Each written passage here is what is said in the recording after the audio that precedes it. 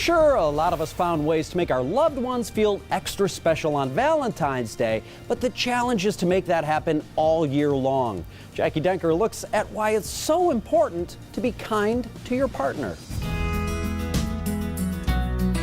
Let's face it, relationships are bound to hit some bumps in the road. And when that happens, you can kind of lose focus on why you're together, why you got together in the first place. So Clarence and Yalonda Lewis, relationship consultants and authors of The Rhythm of Love, 25 Things That 25 Years of Marriage Taught Us, are teaching us ways to show your spouse that they're loved, that they're cherished, that you're in it for the long haul. Happy spouse, happy house. Yeah.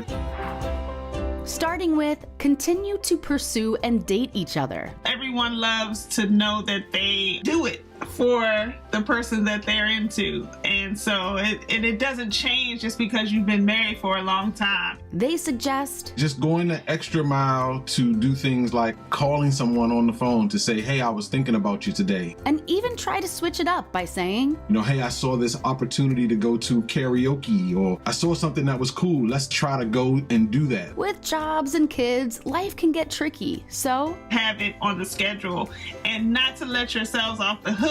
It helps to trigger that reminder to light that flame.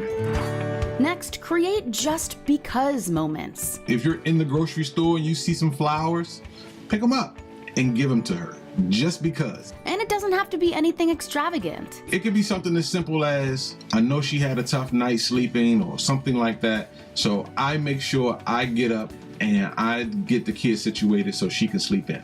That's a just because. Take it from Yalonda, who says when Clarence does this for her, I feel like I'm on his mind, that he is wanting to share his love with me. I feel loved. Finally, show grace to one another in areas of difficulty. As you are growing together, you know what's particularly difficult or particularly challenging for your spouse. And if it's something that causes rifts in the relationship, like the way you communicate or the way you make decisions or the way you manage time, instead of jumping on them about it, have grace and say, I can see you making efforts to try to make this different for us. Or sometimes that grace is just saying nothing. Just letting it go. And rather than respond, you just say, okay.